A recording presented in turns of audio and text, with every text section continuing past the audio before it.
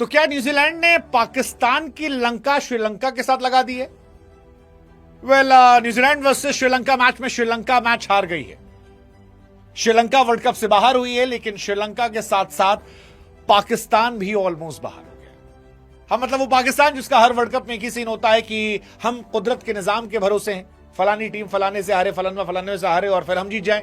लेकिन न्यूजीलैंड ने कहा गुरु नहीं, हमारे साथ ये नहीं होता। हम हाफ प्लेयर नहीं है, हम बाबर आजम, शदाब खान, उस्मान खान, सैम अयूब नहीं हैं, हम फुल प्लेयर हैं। और फुल प्लेयर हैं एक्चुअली वो, क्योंकि 3 ओवर में 30 रन न्यूजीलैंड ने बनाए थे। मुझे लगा यार क्या कमाल का मैच चल रहा है, आज 190-200 बनेगा। सडनली मैंने देखा कि भाई 84 for 6। वक्त, जज्बात, हालात सब पलट गए और 12 ओवर में 84 पर 6 थी न्यूजीलैंड। मुझे लगा भाई साहब श्रीलंका के अंदर मैच है, 84 पे 6, 3 ओवर 30, यानी पिच तो अच्छी है और खत्म हो गया। मुझे लगा मैच गया, श्रीलंका इस मैच को डोमिनेट कर गई क्योंकि श्रीलंका के स्पिनर्स जो हैं वो बहुत बहुत कमाल कर रहे थे। लेकिन फिर न्यूजीलैंड ने बताया कि वो क्यों कंप्लीट टीम है, वो क्यों दुनिया की सबसे अंडररेटेड टीम में गिनी जाती हैं। और वो जो कमबैक था जहां पर आप 84 पर 6 होते हैं और फिर 168 तक जाते हैं। एंड यकीन मानिए 168 पहुंचते ये लगने लगा था कि अब लंका और पाकिस्तान दोनों की लंका लग गई है। And exactly that happened. कमाल का मैट हेनरी का वो ओवर जिसमें निशंका को उन्होंने बोल्ड मारा, वो पहली बॉल पर जो अंदर इन स्विंग बॉल आकर बोल्ड हुई, उसने सिर्फ श्रीलंका या जयसूर्या के चेहरे की हवाइयां नहीं उड़ाई, पाकिस्तान की भी हवाई उड़ाई। क्योंकि पाकिस्तान 1 पॉइंट अब तक पाया है जो न्यूजीलैंड से मैच टाई हुआ था बारिश की वजह से। वो मैच इंग्लैंड से हार चुका है। England was the easiest team जिससे वो मैच हार चुका है। न्यूजीलैंड से टाई हो चुका है। उसका आखिरी मैच श्रीलंका से है। श्रीलंका से हो सकता है वो मैच जीत भी जाए। जीतने के बाद भी उनके 3 पॉइंट होंगे। फिलहाल वो नेगेटिव में है। 3 पॉइंट होते क्या वो न्यूजीलैंड को हरा पाएंगे? पता नहीं, न्यूजीलैंड शायद नहीं हरा पाएंगे। न्यूजीलैंड के पास अभी एक मैच है इंग्लैंड से खेलने के लिए, और न्यूजीलैंड जो टीम है मुझे ऐसा लगता है कि शायद वो इंग्लैंड पर भारी पड़ सकती है, क्योंकि इंग्लैंड भी पाकिस्तान की तरह कुदरत के निजाम पर खेल रही थी। लेकिन न्यूजीलैंड टीम स्ट्रांग टीम है। ये मैच ठीक ठाक जीता है, नेट रन रेट बहुत अच्छा कर लिया है। इवन अगर इंग्लैंड न्यूजीलैंड को हरा देती है, still there are high chances कि न्यूजीलैंड क्वालिफाई कर जाएगी। और यही सवाल है कि क्या न्यूजीलैंड ने पाकिस्तान को भी वर्ल्ड कप 2026 से ऑलमोस्ट बाहर कर दिया है? मतलब अगर हम ये मान लेते हैं कि श्रीलंका मैच हार जाती है पाकिस्तान से, तब भी पाकिस्तान क्या नेट रन रेट की वजह से बाहर हो जाएगा, क्योंकि इस मैच में नेट रन रेट का डिफरेंस ठीक ठाक दिखा है और ये पाकिस्तान को बाहर करने के लिए काफी है। वेल, जो भी है, न्यूजीलैंड वर्सेस श्रीलंका मैच कमाल का मैच था। मुझे ये मैच देखकर बड़ा मजा आया, क्योंकि जब न्यूजीलैंड बैटिंग करने आया तो क्या गजब की शुरुआत फिन एलन ने की थी। 13 बॉल पे 23 रन मार दिए।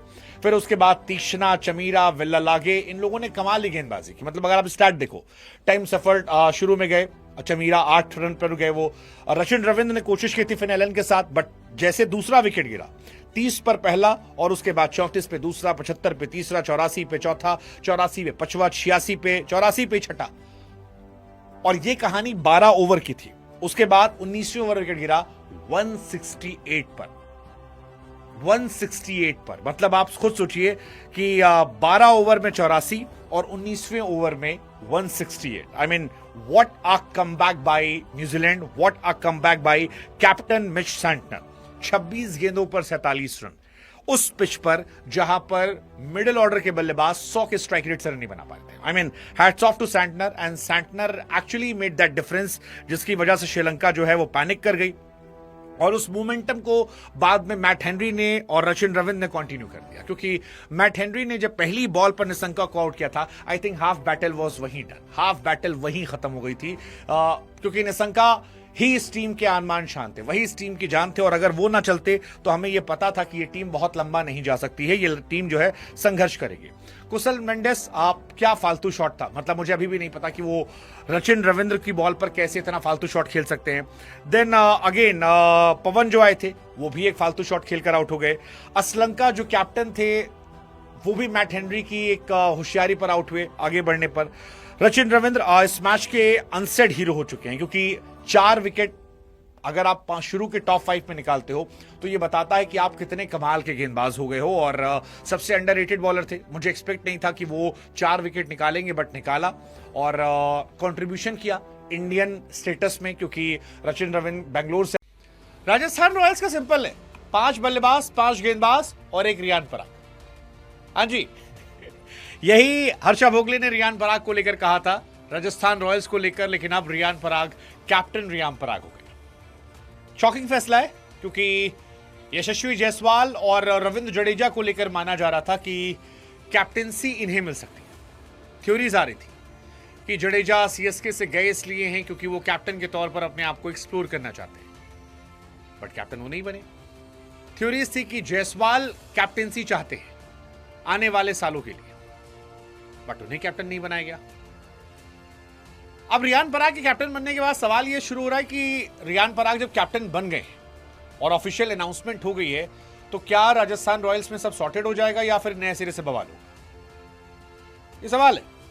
मतलब अब आईपीएल में अंडर 19 बैच के 2 कैप्टन हैं 2018 साल के, शुभमन गिल और रियान पराग। ये 2 लीडरशिप रोल में। हालांकि रियान पराग टीम इंडिया का हिस्सा नहीं है, जायसवाल टीम इंडिया का हिस्सा है। गिल को कैप्टनसी मिल गई है। जायसवाल देख रहे होंगे क्योंकि कैप्टन बनने के फायदे बहुत सारे होते हैं। पर सवाल ये है कि क्या यहां से ये शांति है या अशांति की तरफ है, क्योंकि कई लोग मान रहे हैं कि जायसवाल के साथ ये अनफेयर हुआ है। वो राजस्थान रॉयल्स का 6 साल से हिस्सा है, कंसिस्टेंट परफॉर्मर है, उन्हें नहीं दिया गया। कई लोग रियान पराग की कैप्टनसी को नेपो किड वाला मान रहे हैं कि यार उनके फादर कुछ बड़े पैमाने पर है। मुझे पता नहीं ऑब्वियसली, तो मैं इस पर कोई कमेंट नहीं करूंगा। बट एक सवाल है कि क्या आने वाले सालों में जायसवाल निकल सकते हैं, क्योंकि रोहित शर्मा 37 साल के हैं, सूर्या की भी उम्र हो रही है। बहुत सारे लोग कह रहे हैं कि मुंबई इंडियंस उन पर नजर रख सकती है, और क्योंकि इन्हें कैप्टन नहीं बनाया गया है, ऐसा हो सकता है कि मुंबई इन पर डोरे डाले और ये एक बड़ी फ्रेंचाइज की तरफ निकल जाए। मुंबई क्यों रहने वाले भी हैं, मुंबई इंडियंस से खेलने पर उनकी मौज भी कट जाएगी। मुंबई में काफ़ी लोगों से उनके स्ट्रॉन्ग कनेक्शन भी हैं। सो मुंबई इंडियंस के जो फैन बेस है वो थ्योरी निकाल रहे हैं।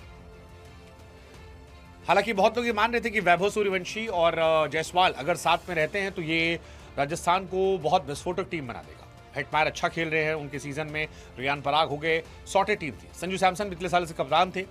सैमसन अब सीएसके गए हैं और सैमसन के जाने के बाद इनको कैप्टेंसी जो है वो दी जा रही है रियान पराग।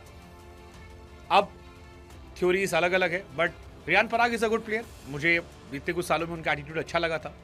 बैटिंग अच्छी करते हैं, बॉलिंग कर लेते हैं, फील्डिंग अच्छे हैं, थोड़ा काम कूल कंपोज रहेंगे तो शानदार रहेगा। सो लेट्स सी, देखते हैं यहाँ से कहानी आगे क्या जाती है।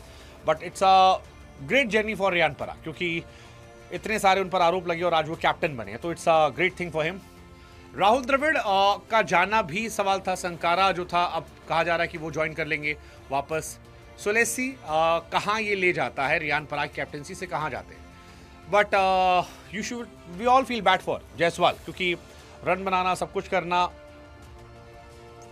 कहाँ लैक कर गया उनका, क्योंकि कैप्टनसी वो चाहते थे और उनको दी नहीं गई, और ये उनको आज हर्ट कर रहा होगा।